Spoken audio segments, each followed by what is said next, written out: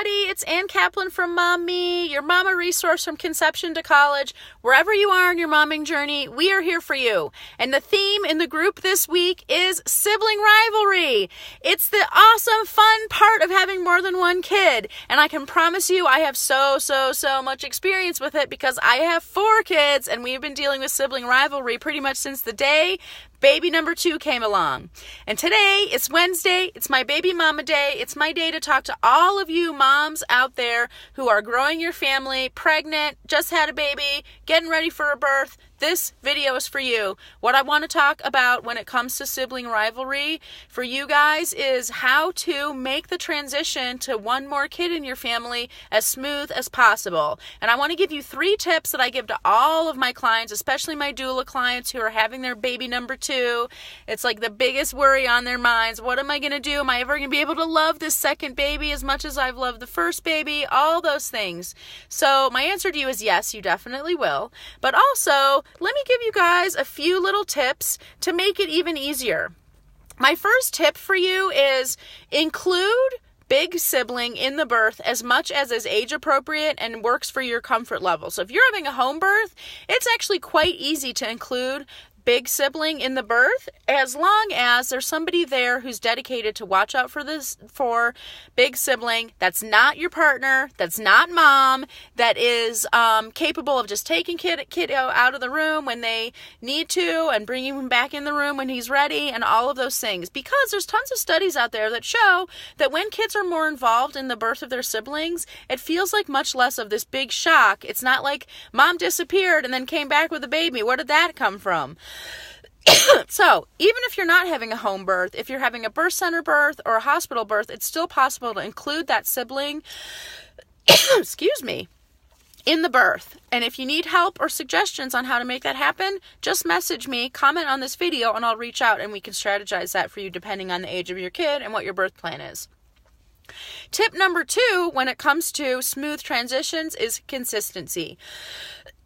We all know that kids are going to have some rebellion and some kind of falling off the wagon of discipline and routine and stuff like that when baby number 2 comes along. That's normal. We know it's going to happen and it's understandable.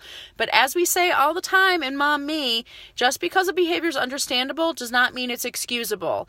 And the best thing you can do for your child, the biggest gift you can give your older child is to be consistent. Whatever was against the rules, whatever the routine was, whatever the rules were, before the new baby came along, you need to keep them in place afterwards as much as you possibly can. Because all of a sudden, this kiddo's world is turned upside down. There's a whole new person in your family that wasn't there before. My goodness, all of a sudden, up is down, left is right. They don't even know. And that's when they start testing. That's why they start testing. That's why all of a sudden, rules that you thought you got on lock months ago, all of a sudden need to be affirmed and reset with these kids.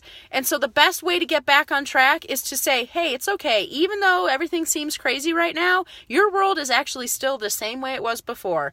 This was against the rules before. It's still against the rules now. That consistency is key. Same thing with things like daycare routine or school routine and stuff like that. Just because you're home on maternity leave, it's actually better for your kid to stay in the routine of going to school and having the same routine as much as possible. And the last tip I want to give you, and this is the biggest tip, it was a huge mindset shift for me when my first kid came along.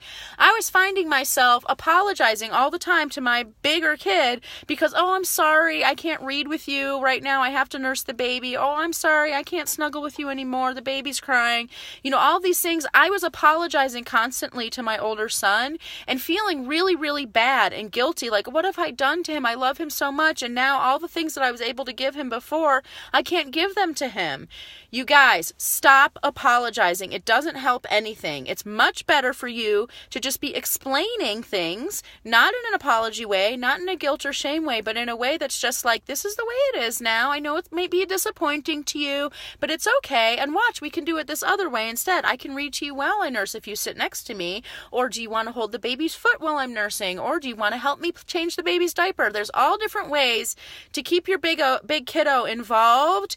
But if you find yourself feeling guilty because you had a second kid or a third kid or a fourth kid, and now that's like maybe upset the apple cart a little bit at home, stop it right there, because that sibling that you're feeling guilty about giving to your kid is actually the biggest gift ever. And just because it needs you guys to go through some growing pains right now does not mean you need to apologize.